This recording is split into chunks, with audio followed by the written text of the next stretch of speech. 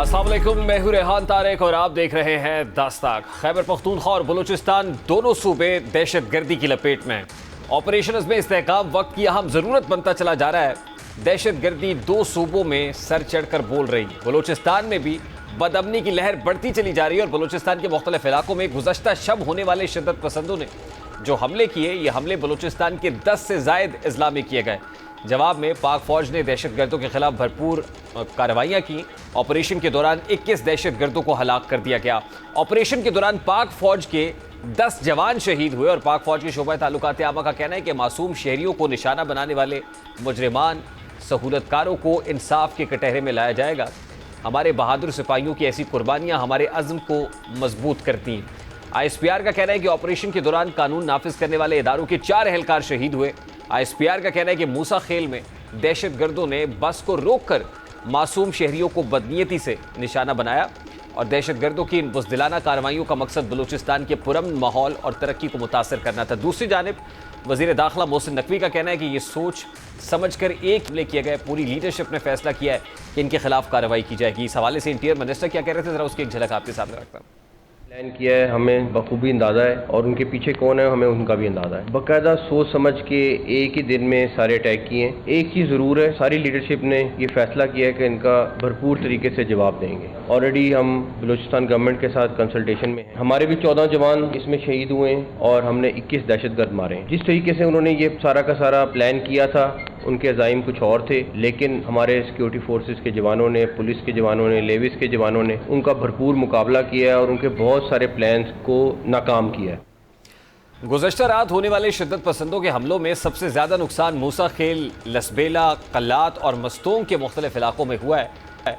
मूसा खेल में सबसे ज़्यादा दिलखराश वाक़या पेश आया जहाँ मुसल्लह अफराद ने पंजाब और बलूचिस्तान के दरमियान सफ़र करने वाली मुतअद्दिद गाड़ियों को रोक कर उनसे लोगों को उतारा, शनाख्त किया और 23 अफराद को गोलियां मारकर हलाक कर दिया। हत्ता कि जो बस ड्राइवर्स थे उनको भी मौके पर ही शहीद कर दिया गया। ISPR ने आज से कुछ अर्सा कबल बलोच यकजहती कमेटी और उसकी क़यादत दहशतगर्द तंजीमों को जो क्रिमिनल माफिया की प्रॉक्सी करार दिया था और DG ISPR ने अपनी प्रेस कॉन्फ्रेंस में कहा था कि बलोच यकजहती कमेटी हो या उसके सहूलतकार हो, ये दहशतगर्दों की सहूलतकारी कर रहे हैं, अल्टीमेटली उनकी प्रॉक्सी के तौर पर काम कर रहा है। उस वक्त तर्जुमान शोबा पाक फ़ौज ने क्या कहा था, शोबा ताल्लुकात आमा के DG ने क्या कहा था, ज़रा उसकी एक झलक आपके सामने रखता हूँ।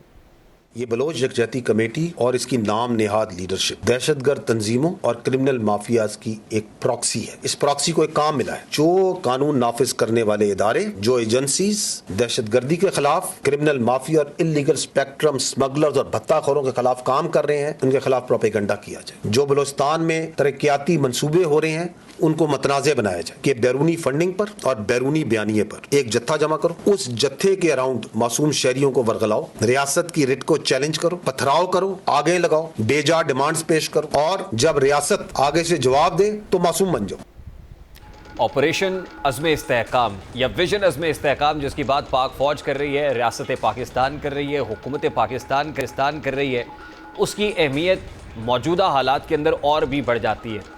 पाक फ़ौज के जवान in the line of duty कुर्बानियाँ दे रहे हैं, जाम शहादत नोश कर रहा है और ज़रूरत इस अमर की भी है कि जो हुकूमतें हैं, पॉलिटिकल स्टेक होल्डर्स हैं, वो भी कंसेंसस डेवलप करें, हुकूमतें भी अपना काम करें और इन पर्टिकुलर ये जो मामलात हो रहे हैं इसके ऊपर बजाय इसके कि रियासती इदारों को टारगेट किया जाए, मिलकर कंसेंसस के साथ, इत्तफाक और इत्तेहाद के साथ दहशतगर्दों को टारगेट किया जाए जो हमारा कॉमन एनिमी है, हमारा मुश्तरका दुश्मन है और ख़ास तौर पे वो लोग जो इन दहशतगर्दों की सहूलतकारी कर रहे हैं, हमारी सफ़ों में छुपे हुए हैं और हमें ही टारगेट कर रहे हैं, हमारे लोगों को निशाना बना रहे हैं, उनको भी बेनकाब किया जाए, उनके अगेंस्ट भी एक्शन लिया जाए और फिर अगर मानी खेज़ खामोशी रहेगी बहुत सारे हलकों की तरफ से इस सारे मामले पर चुप साधे रखेंगे तो ये भी कोई अच्छी बात नहीं है। फिर इससे ये तासुर उभरता है कि वो लोग जो इन पर्टिकुलर बलूचिस्तान के अंदर अपने वेस्टेड इंटरेस्ट के लिए काम कर रहे हैं, जो रियासती इदारों के ऊपर हमलावर होते हैं, वो किसी यकजहती कमेटी की सूरत में हो या फिर वो मिसिंग पर्सनस के इशू की आड़ में हो, उनके ऊपर भी जो है उनसे मुतालिक भी ये तासुर उभरता है इस मानी खेज़ खामोशी के ऊपर कि कहीं ना कहीं किसी न किसी के जो अज़ाइम हैं उनकी हौसला अफजाई हो रही है, उनके अज़ाइम की कोई तक़वियत हो रही है, वो पाया तकमील तक पहुँच रहा है।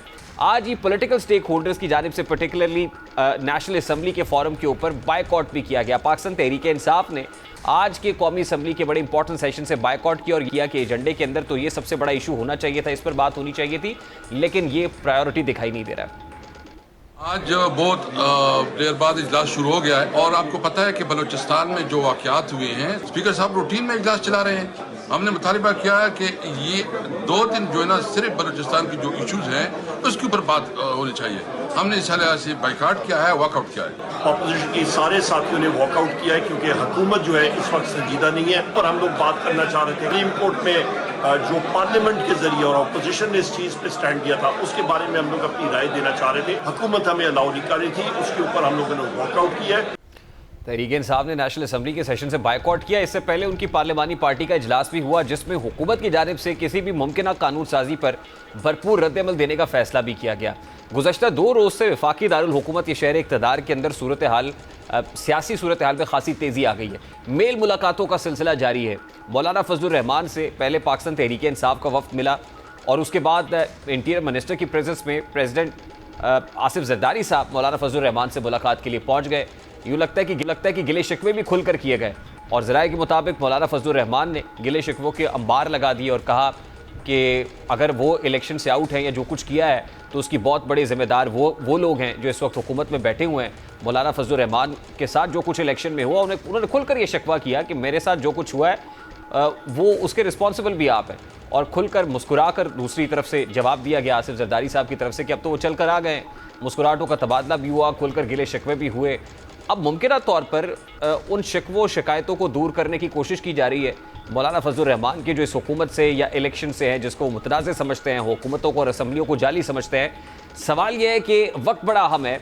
इस इंपॉर्टेंट वक्त के ऊपर एक तरफ पाकिस्तान तहरीक इंसाफ का वक्त मौलाना फजलुर रहमान से मिल रहा है, दूसरी तरफ हुकूमत के लोग मिल रहे हैं, दूरियों को कम करने की कोशिश कर रहे हैं। क्या इसके पीछे कोई आईनी तरमीमी पैकेज है? क्या इसके पीछे नंबर गेम को पूरा करना है? नेशनल असम्बली के फोरम पर कोई इंपॉर्टेंट आईनी पैकेज जो है इंट्रोड्यूस होने जा रहा है? ये सारे सवाल बड़े ही इंपॉर्टेंट है और इन सवालात से मुतालिक बात करें। अब JUI फे के हाँ दोनों तरफ से गुंजाइश मौजूद है। पाकिस्तान तहरीक इंसाफ के लिए भी गुंजाइश लचक दिखाई देती है, हुकूमत के लिए भी लचक दिखाई दे रही है। क्या JUI फे विकेट के दोनों तरफ खेल रही है? इस हवाले से पाकिस्तान तहरीक इंसाफ के तहफ़्फ़ुज़ात भी हैं। अब मुमकिन आईनी तरमीम के लिए सियासी जोड़ तोड़ में इसलिए शिद्दत आ रही है क्योंकि ज़राए के मुताबिक अब हुकूमत मखसूस नशस्तों के हवाले से सुप्रीम कोर्ट की हिदायत पर इलेक्शन कमीशन का हुक्मरान इत्तेहाद से 23 नशस्तें वापस लेने का नोटिफिकेशन वापस कराएगी ताकि किसी तरह 23 नशस्तें फिर से हुक्मरान इत्तेहाद को दे दी जाए जिससे हुकूमत को 2 तिहाई अक्सरियत हासिल हो जाए और इनकी कुल नशस्तों की तादाद 230 हो जाए। दूसरी तरफ सुप्रीम कोर्ट के फैसले के बाद इलेक्शन कमीशन का जारी किया गया नोटिफिकेशन अगर नई कानून साजी के बाद वापस हो जाता है तो PTI की कुल नशस्तों की तादाद 86 रह जाएगी और सारी सियासी जंग चल ही इस बात की रही है और इसी वजह से सियासी जोड़ तोड़ का सिलसिला भी तेज़ हो गया है क्योंकि आइन में तरमीम के लिए नंबर गेम अहमियत की हामिल है। नंबर गेम को देखें तो मुस्लिम लीग नून ने आम इंतखाबात में कौमी असम्बली की महज 75 नशस्तें हासिल की थी, लेकिन बाद में 9 आज़ाद अरकान ने नून लीग में शमूलियत इख्तियार की, जिसके बाद नून लीग की ख़वातीन की 21 और 4 अक़लियतों की मखसूस नशस्तें उनको मिली और PTI के कोटे में मज़ीद 14 नशस्तें मिलने से नून लीग की कौमी असम्बली में सबसे बड़ी जमात की हैसियत से जो वजूद है वो कायम हो गया, जिसकी कुल नशस्तों की तादाद अब 122 है। लेकिन सुप्रीम कोर्ट के फैसले के बाद नून लीग की 14 नशस्तें फिर से कम हो गई और इसकी कौमी असम्बली में कुल नशस्तों की तादाद सिर्फ 108 रह गई है। अब अगर इलेक्शन कमीशन का नोटिफिकेशन वापस होता है तो नून लीग एक मरतबा फिर से 122 नशस्तों के साथ कौमी असम्बली की सबसे बड़ी जमात बन जाएगी। इस वक्त पीपल्स पार्टी की कौमी असम्बली में मखसूस नशस्तों के साथ कुल तादाद 67 है।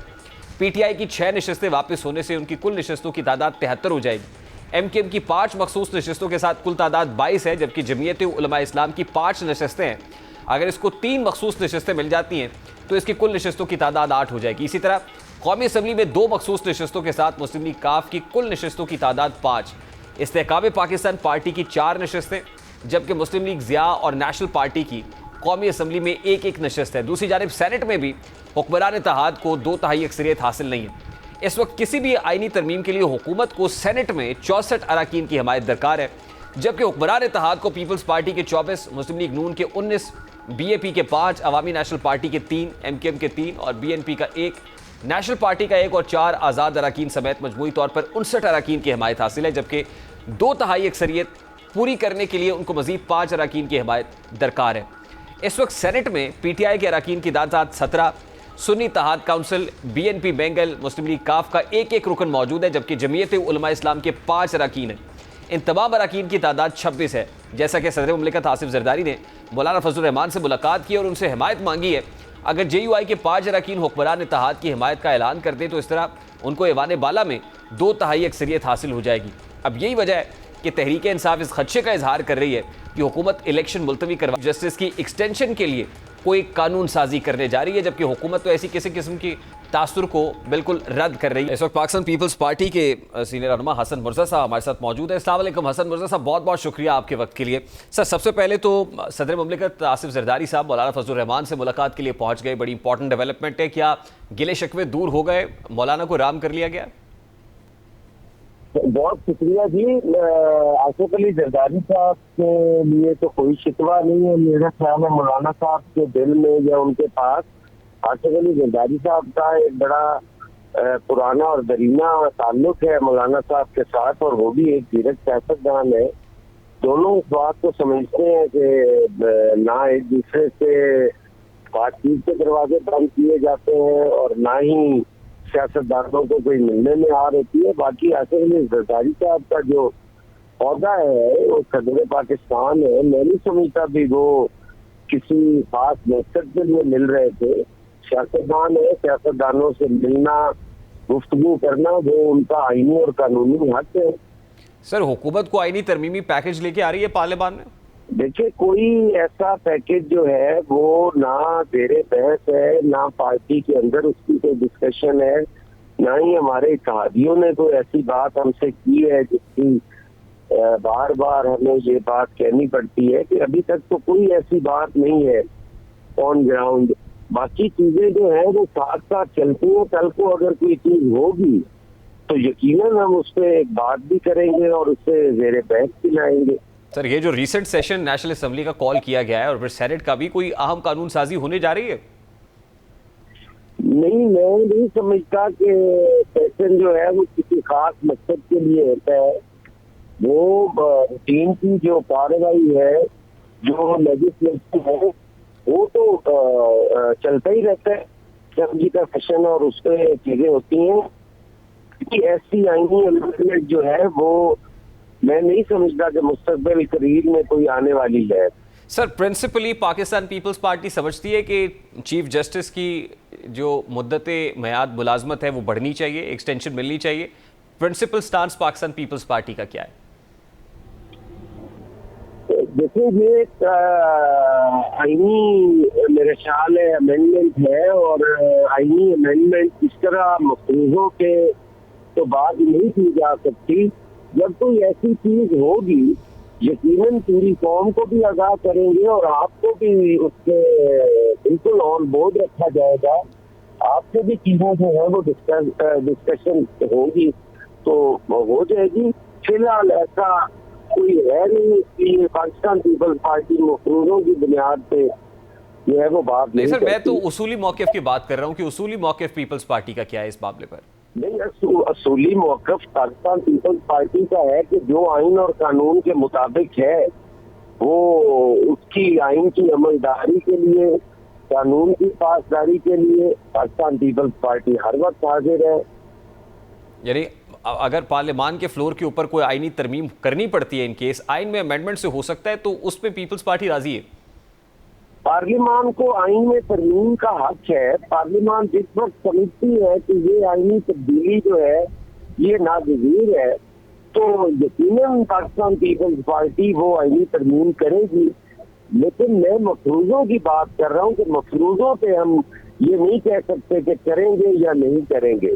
तो हसन मुर्जा साहब, वैसे आपको लगता है कि नागुज़ीर है ऐसी जो कॉन्स्टिट्यूशनल अमेंडमेंट है कि जिसमें चीफ जस्टिस की मुद्दत मुलाजमत में इजाफा किया जाए? आपको लगता है ये वक्त की जरूरत है? देखिए, मैं आपको कह रहा हूँ कि अभी तक ये चीज जेरे बहस नहीं है। अभी इस पे मैं किस तरह कह दूं कि ये जरूरी है या नहीं है। जिस वक्त जरूरी होगी हम समझेंगे कि ये जरूरी है, उस वक्त इस पे बात करेंगे ना। अब कबल वक्त किस तरह कहा जा सकता है जी कि फला अगर इस तरह हो जाए? सर देखिए, पार्लियामान में जेरे बहस नहीं है। मैं पार्लियामान करेगी। मैं सर एग्री करता हूँ, पार्लियामान में जेरे बहस नहीं है, बट सियासी हलकों में तो ये जरूर जेरे बहस है कि चीफ जस्टिस की एक्सटेंशन होने जा रही है, ये हुकूमत को आईनी तरमीमी पैकेज मुतारिफ कराने जा रही है और मंजूर कराने का इरादा रखती है, तो सियासी बहस तो है, उसमें आपकी अपनी राय क्या है? चलिए, मैं पीपल्स पार्टी का मौक़िफ़ नहीं पूछता, प्रिंसिपल स्टार्स नहीं पूछता, आपकी क्या राय है सर? होनी चाहिए? देखिए, मैं कहता हूँ कि जो चीजें जरूरी समझी जाए उन्हें होना चाहिए। मुद्दत मुलाजमत में अगर आइन इजाजत देता है कि पार्लियामान इसमें तरमीम कर सके तो जरूर हो जानी चाहिए, उसमें क्या हर्ज है? नहीं, लेकिन इस तरमीम का कोई मफाद आमा से ताल्लुक है? यानी इस तरमीम की बुनियादी ज़रूरत क्या है? ज़रूरत महसूस कर रहे हैं आप ऐसी तरमीम लाने की? मैं कह रहा हूँ कि ऐसी सोच ही कोई नहीं है अभी, तो मैं कैसे कह दूं कि इरादा रखते हैं या नहीं रखते। सर, जो गिले शिकवे आपके थे हुकूमत से और फिर आपने अपनी क़यादत के साथ भी डिस्कस किए पंजाब के फ्रंट पे, वो एड्रेस हो गए? सॉरी, जरा रिपीट कीजिए। जो पाकिस्तान पीपल्स पार्टी पंजाब के शिकवे थे ख़ासतौर पे मरकज़ी हुकूमत से, वो आपने अपनी क़यादत के सामने भी रखे, क्या वो गिले शिकवे, वो तहफ़्फ़ुज़ात, वो कंप्लेंट्स एड्रेस हो गई हैं आपकी? ऐसे कोई तहफ़्फ़ुज़ात नहीं थे जो पाकिस्तान पीपल्स पार्टी पंजाब को फेडरल गवर्नमेंट के साथ थे, वो कोई शिकवे भी नहीं थे। शायद आपको उसकी इतला गलत मिली है। पाकिस्तान पीपल्स पार्टी और PMLN का जो इत्तेहाद है, उसके हवाले से यकीनन आज कल बातचीत भी चल रही है, हमारी वो कोऑर्डिनेशन कमेटी भी मीट कर रही है, और वो शिकवे इस हद तक नहीं है कि उनसे ये कहा जाए कि वो दूर हो गए। ये तो डे बाय डे है, सियासत कोई एक दफा का तो नहीं है, ये तो हर रोज की बुनियाद के ऊपर हमारी चीजें जो है वो डिस्कस भी होती हैं, और कोलिशन गवर्नमेंट है, जो मुख्तलिफ नजरियात की सियासी जमातें हैं जो इत्तेहाद में हैं, उनके अपने अपने मैनिफेस्टो हैं, तो वो तो चलती रहनी है। हमारा उसमें मेन यही है कि जो पॉलिसी मेकिंग है उसमें हमें ऑन बोर्ड लिया जाए, लूप में लिया जाए, वो हमें एतमाद में लिए बगैर नहीं होनी चाहिए, क्योंकि कल को उसके जो नेगेटिव असरात हैं या पॉजिटिव असरात हैं वो मुरतब होने हैं। हमारी पॉलिटिकल पार्टीज के खाते में वो चीजें लिखी जानी है, तो हमें एतमाद में क्यों ना लिए जाए। तो वो इस हद तक है, वो चलते रहते हैं, रोज की बुनियाद पे वो होते हैं, और 15 दिन बाद ये कोऑर्डिनेशन कमेटी मिलती है तो उसमें वो चीजें डिस्कस होती हैं। ठीक, यानी आप समझते हैं कि इसमें मस्बत पेशरफ्त और कॉन्फिडेंस बिल्डिंग मेजर्स हो रहे हैं। हसन मुर्जा साहब, बहुत बहुत शुक्रिया। इस वक्त तहरीक इंसाफ शदीद अंदरूनी तकसीम का शिकार दिखाई दे रही है। बानी PTI की रिहाई की कोई सूरत बनती नजर नहीं आ रही। ये इल्ज़ाम भी लगाया जाता है कि बानी PTI की गिरफ्तारी के बाद पार्टी वकला ने हाईजैक की, और ये बात हकीकत है कि बानी PTI ने वकीलों पर सियासी सरमायाकारी की, लेकिन कानूनी टीम फिर भी बानी PTI को रिहा ना करा सकी, क्योंकि तहरीक इंसाफ के पुराने रहनुमाओं का ये ख्याल है कि पार्टी में मौजूद नए लोगों को ये खदशा है कि बानी PTI रिहा हो गए तो उनकी पार्टी में कोई स्पेस बाकी नहीं रहेगी और पुराने साथी फिर से बानी PTI के साथ जमा हो जाएंगे। देखा जाए तो इस वक्त पार्टी पर वकीलों की उजारादारी है। अब यही वजह है कि शायद अलीमा खान इसी वजह से मुतहर्रिक हो रही हैं, और जाहिर है जो खुलूस खून के रिश्ते में होता है वो किसी और में नहीं हो सकता। अब अलीमा खान अपने भाई की रिहाई के लिए मुतहर्रिक हो चुकी है, क्योंकि वो PTI की मौजूदा क़यादत से ना सिर्फ नाला नज़र आती है बल्कि उन पर सवालात भी उठा रही हैं, और साथ ही ये भी कहती दिखाई देती हैं कि वो सियासत में नहीं आ रही, लेकिन वो बानी PTI की हिफाजत और रिहाई के लिए काम करती रहेंगी। अलीमा खान साहिबा की गुफ्तगू सबसे पहले आपके सामने रखते हैं। 4 औरतों से डर रहे हैं, 3-4 खवातीन से मीडिया सेल भी हामी है, इमरान खान की हिफाजत के लिए भी हामी है। एक दफा जरूर सवाल पूछ लें कि क्या हमारा भी आखिरी जिंदगी का ख्वाब सियासत है? पागल है कि हम सियासत में आएंगे, या सियासत तो हो ही नहीं रही। तो हमारे पास जिंदगी में इतना वक्त नहीं है कि हम इस चाह के दंगल के अंदर घुस जाएं, तो हम तो इसके अंदर नहीं करना चाहते। इमरान खान हमारा लीडर है, हम उसको फॉलो भी करते हैं, हमारा भाई भी है, और हमारी ड्यूटी हम उसको हिफाजत करेंगे। इस वक्त निशाना आपका इमरान खान है, रास्ते में हम खड़े हैं और हम खड़े रहेंगे। अलीमा खान की बातों से तासुर मिलता है कि बानी PTI की हिफाजत और उनके केसेस पर किसी किस्म की कोई तवज्जो नहीं दी जा रही, इसीलिए उन्हें ये मामला देखने पड़े। पार्टी की आदत पर यह सवाल तो उठ रहा है कि वो अभी तक किसी किस्म की मोबिलाइजेशन में नाकाम है। तहरीक इंसाफ 5 मरतबा जलसा मनसूख कर चुकी है, और फिर कल लाहौर में भी तहरीक इंसाफ ने जलसा करना था, लेकिन वो भी मनसूख कर दिया गया, और अब 8 सितंबर को तहरीक इंसाफ जलसा करने का इरादा रखती है। और अलीमा खान इस पर भी सवाल उठाती दिखाई दी कि इस्टेब्लिशमेंट के इशारे पर तहरीक इंसाफ के रहनुमाओं ने बानी पीटीआई पर दबाव डाला कि वो जलसा मनसूख करें, जबकि वज़ीर दिफा ख्वाजा आसिफ वाज़ेह कह रहे हैं कि तहरीक इंसाफ ने इस्टेब्लिशमेंट का सहारा लेकर जलसा मनसूख किया क्योंकि बानी पीटीआई को पता था कि जलसा नाकाम हो जाएगा। बानी पीटीआई को यह पता होता कि वो जलसा कामयाब बना सकते हैं तो कभी भी जलसा मनसूख ना होता।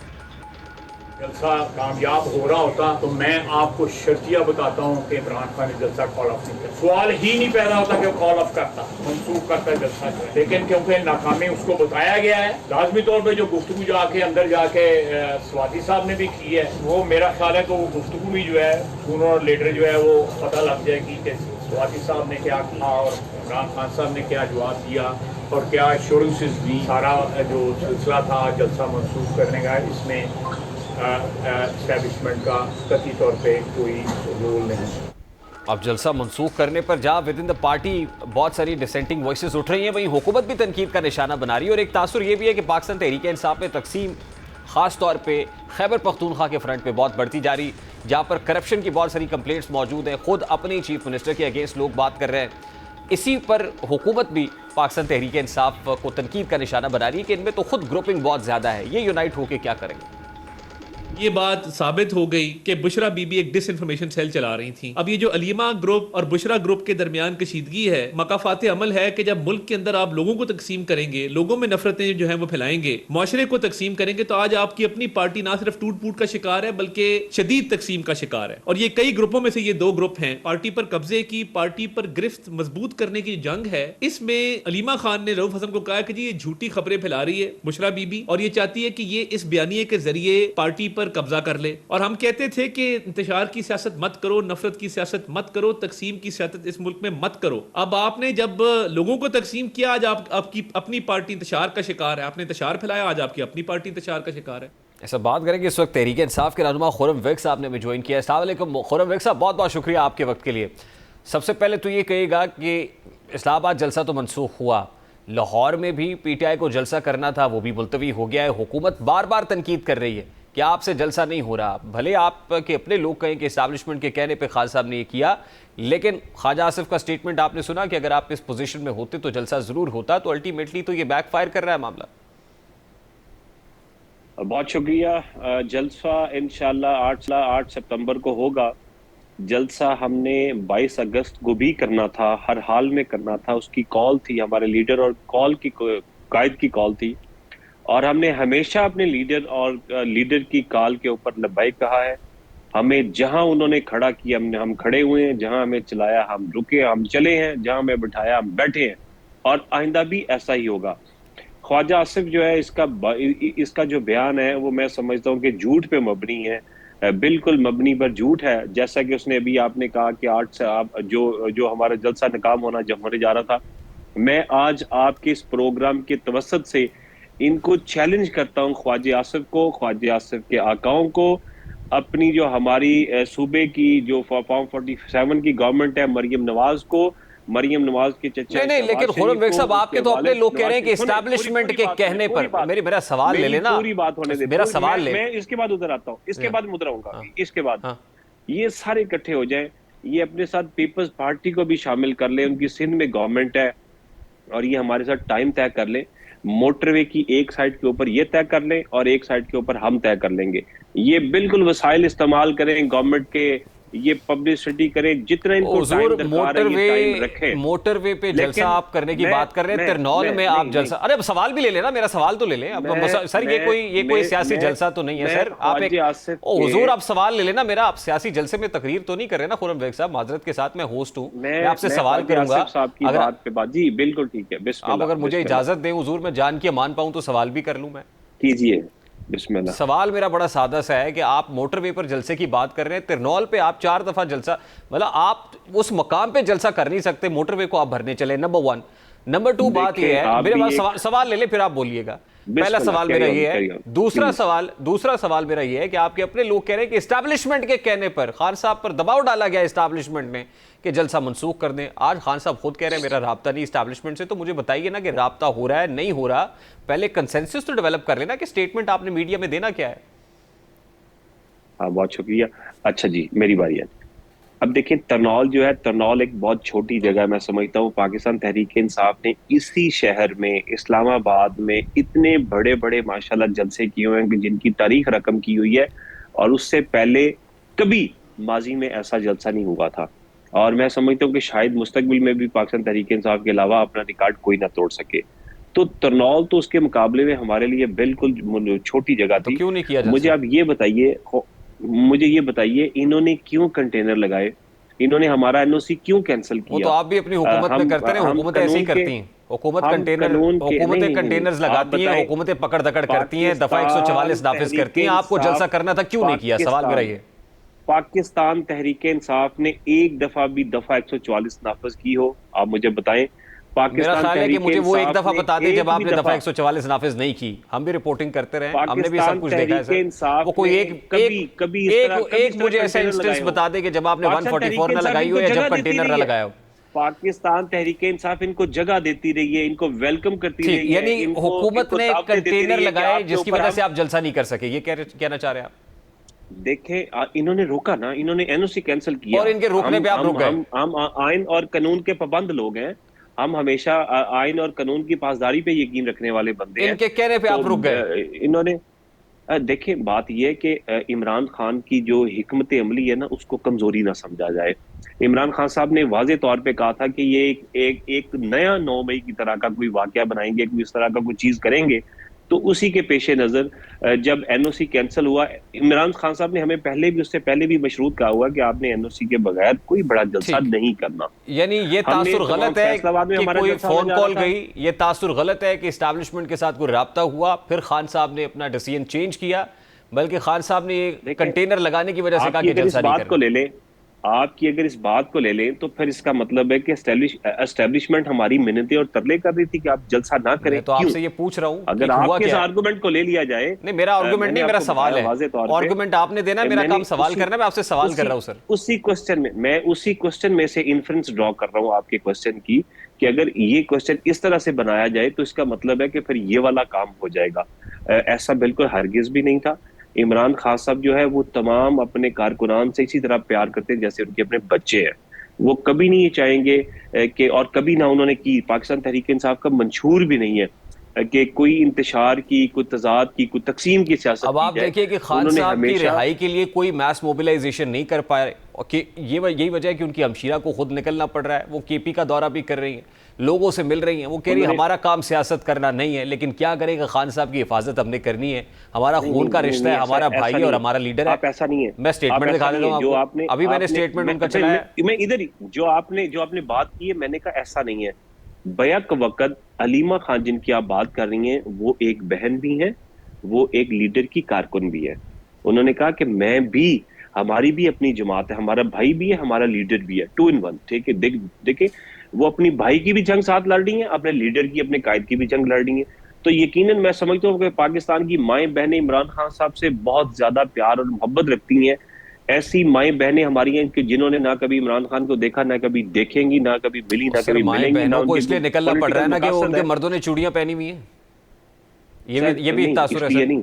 इसलिए नहीं, मर्द उनके खड़े हुए हैं, हमारे मर्द भी, हमारी नहीं, मैं तो सोशल मीडिया पे देख रहा हूँ कि वो इसलिए वो कह रही हैं चूड़ियों वाले हाथ से हर रोज नाइंसाफी होती है। क्या पीटीआई के मर्दों ने चूड़ियां पहनी हुई है सर?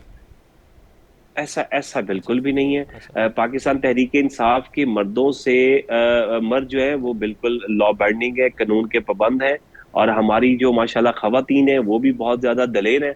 और ये माजी में भी साबित हुआ, आइंदा भी साबित होगा। असल में पाकिस्तान तहरीक इंसाफ को दबाया जा रहा है। आपको ये बात करनी चाहिए, मैं समझता हूँ मीडिया के ऊपर ये सवाल उठाना चाहिए कि 9 मई को जो इन्होंने किया उसकी वजह क्या बनी, हमने एहतजाज किया, उसकी वजह क्या बनी, उसके कॉज क्या बनी। जो हमारा 2024 का 8 फरवरी का इलेक्शन था, इन्होंने चुराया, इन्होंने चोरी किया। हर एक बंदे को, हर एक बच्चे को अब तो पता है सूबे की इनकी गवर्नमेंट किस तरह से बनी, वफाक की गवर्नमेंट इनकी किस तरह से बनी। ख्वाजा आसिफ की जिसकी आपने बात की, वो खुद फॉर्म 47 का रोज उधर सूरत इखलास के नीचे खड़े होकर वो बात कर रहा होता है। मैं खुद हैरान होता हूँ कि वो लोगों को कहता कि वो किस तरह से इस असेंबली में आके बैठता है, वो किस तरह से इस असेंबली में आके बात करता है, किस तरह से उसकी गैरत गवारा करती है और कितना जुल्म और सितम किया जा रहा है हमारी इंटरनेट बदस्तूर सुस्त रवि का शिकार है और हुकूमती वज़रा और IT हुक्काम के मुतज़ाद बयानात मजीद कन्फ्यूजन फैला रहे हैं। और यही बात आज इस्लामाबाद हाई कोर्ट के चीफ जस्टिस साबिर फारूक भी करते हुए दिखाई दिए। इस्लामाबाद हाई कोर्ट के चीफ जस्टिस साबिर फारूक ने इंटरनेट की सुस्त रवि और फायरवॉल की इंस्टॉलेशन के खिलाफ दरखास्त पर समाअत की। इस्लामाबाद हाई कोर्ट ने इंटरनेट सुस्त रवि के खिलाफ दरखास्त पर हुकूमत की जानिब से तसल्ली बख्श जवाब न देने पर वजारत इंफॉर्मेशन टेक्नोलॉजी के मेंबर टेक्निकल को आइंदा समाअत पर ज़ब्त में तलब कर लिया है। चीफ जस्टिस साबिर फारूक ने कहा कि IT से मुतालिक जो लोग काम कर रहे हैं ये सारी चीज़ें इंटरनेट की मरहून मिन्नत है। वज़रा के मुतज़ाद बयानात आ रहे हैं, कभी फायरवॉल है कभी फायरवॉल नहीं है। वज़ीर एक दिन एक दूसरे दिन दूसरा बयान देते हैं, पूरी कौम कन्फ्यूज़ है। PTI वकील ने कहा कि पहले हमें पता चला 2 केबल्स कटी हुई थी, अब हमें कल मैसेज आया तीसरी केबल भी कट गई है। चीफ जस्टिस ने कहा कि लाहौर हाई कोर्ट में केस ज़ेर इल्तवा है, यहाँ भी कोई जिम्मेदारी नहीं ले रहा। केबल या केबल्स कट गई हैं, इसका जिम्मेदार PTA है या कौन है? पिछले 10 दिन के अखबारात उठाकर देख ले, मुतज़ाद बयानात हैं। वज़ीर का एक दिन का एक बयान है, दूसरे दिन का दूसरा बयान आता है। हुकूमत को इसको बहुत ज़्यादा नॉर्मल ले रही है इस तरह अदालत में पेश होकर बयान देना कि कुछ मालूम नहीं। डेप्यूटी अटॉर्नी जनरल ने कहा कि हमारी किसी इंस्टॉलेशन की वजह से कोई इशू नहीं है। अदालत ने कहा कि 10 दिन से बिजनेस कम्युनिटी शिकायत कर रही है, इंटरनेट से मुतल्लिका हर कोई शख्स शिकायत कर रहा है। हुकूमत कह रही है ख़राब है, अब ये पुराना दौर नहीं है, तो एक फ़ोन ख़राब होता था तो ख़राब ही है। इबाद मज़ारी एडवोकेट ने कहा कि इंटरनेट चल रहा है, व्हाट्सएप के फंक्शंस मुतासर हो रहे हैं, ऑडियो वीडियो सही तरीके से सेंड नहीं हो रही, जिस पर चेयरमैन PTA ने कहा कि ये वेब ऑपरेटिंग सिस्टम को अपग्रेड कर रहे हैं। चीफ जस्टिस साबिर फारूक ने कहा कि सिक्योरिटी और नेशनल इंटरेस्ट का मामला हो तो अदालत के देखने की रिपोर्ट दे दें। अदालत जानना चाहती है कि ये हो क्या रहा है। अदालत ने PTA वकील से कहा कि एक रात के लिए सिस्टम में मसला हो जाता है, 12-14 रोज़ हो चुके हैं। बाद इस्लामाबाद हाई कोर्ट ने मज़कूरा वाला इक़दामात के साथ तफसीली रिपोर्ट तलब करते हुए समाअत 3 सितंबर तक मुलतवी कर दी। अरशद शरीफ को अरबाब इख्तियार की जानिब से गैर मुनसिफाना हरासमेंट का सामना था। इस्लामाबाद हाई कोर्ट ने बड़ा फैसला सुना दिया है। अरशद शरीफ और दीगर सहाफ़ियों के खिलाफ मुताद्दिद मकामात के इंदराज के खिलाफ दरखास्तों पर इस्लामाबाद हाई कोर्ट ने तहरीरी फैसला जारी कर दिया और कहा है कि अरशद शरीफ के खिलाफ एक इल्ज़ाम में दर्ज FIRs कानून की नज़र में बरकरार रखने के काबिल नहीं। मीडिया रिपोर्ट्स के मुताबिक एक ही इल्ज़ाम पर मुल्क भर में मुकदमा दर्ज हो सकते हैं या नहीं। इस मामले पर मुल्क भर में दर्ज तमाम केसेस की मई 2022 से ज़ेर इल्तवा दरखास्तों पर इस्लामाबाद हाई कोर्ट ने तहरीरी फैसला जारी कर दिया, जिसे जस्टिस मोहसिन अख्तर कयानी ने छत पर तहरीर किया है। फैसले में हाई कोर्ट का कहना है कि अरशद शरीफ को अरबाब इख्तियार की जानिब से गैर मुनसिफाना हरासमेंट का सामना था। अरशद शरीफ के खिलाफ तहकीकात के लिए सिर्फ एक FIR को दुरुस्त समझा जाना चाहिए था। जब रियासती इदारों की जानिब से FIR दर्ज कराई जाती है तो मुलजिम को हिफाजत फराम की जानी चाहिए थी। मुलजिम को अदालत से रुजू करके ज़मानत हासिल करने का हक फराम किया जाना चाहिए था। फैसले में कहा गया है कि अरशद शरीफ के खिलाफ दर्ज मुताद्दिद FIRs कानून की नज़र में बरकरार रखने के काबिल नहीं। अरशद शरीफ के अहले खाना ने बहुत बड़ा नुकसान उठाया है, जिसकी तलाफी मुमकिन नहीं है। अदालत ने कहा कि सहाफ़ियों के तहफ़्फ़ुज़ के लिए 1 दिसंबर 2021 को प्रोटेक्शन ऑफ जर्नलिस्ट एक्ट का नफाज हुआ। आज भी सहाफ़ियों को गैर मुनसिफाना हरासमेंट का सामना करना पड़ता है। अरशद शरीफ के अहले खाना प्रोटेक्शन ऑफ जर्नलिस्ट एक्ट के तहत कायम कमीशन से रुजू कर सकते हैं। तहरीरी फैसले में कहा गया है कि कमीशन की कानूनी जिम्मेदारी है कि वो अरशद शरीफ को पेश आने वाली हरासमेंट, ज़िंदगी को लाहक ख़तरात की तहकीकात करे। सहाफ़ियों की जानिब से अपने खिलाफ मुकदमात के हवाले से दरखास्तों को निपटाया जाता है। अरशद शरीफ या दीगर सहाफ़ी हों, उन पर जो हरासमेंट के से मुताल्लिक जो चीज़ें हुई और अल्टीमेटली अदालत में मामला, अदालत की जानिब से इसको ये कहना कि वाकई हरासमेंट का सामना था, गैर मुनसिफाना तरीके से मामलात को देखा गया, यकीनन ये मानी खेज़ है। लेकिन सवाल तो ये भी है कि क्या आने वाले दिनों में भी सहाफ़ी जिस अंदाज़ में काम करते हैं, अंडर प्रेशर करते हैं, हरासमेंट के साथ मामलात को लेकर चल रहे होते हैं, क्या ये मुस्तकबिल में भी जारी रहेगा या फिर इसको एक टेस्ट केस बना के जो कहा गया है उस पर अमलदारी भी होगी, जर्नलिस्ट को प्रोटेक्शन भी मैसर आएगी। प्रोग्राम का वक्त अपने इख्तिताम को पहुंचा। आपसे मुलाकात होगी इंशाल्लाह कल। अपना रखिए ख्याल। अल्लाह हाफ़िज़।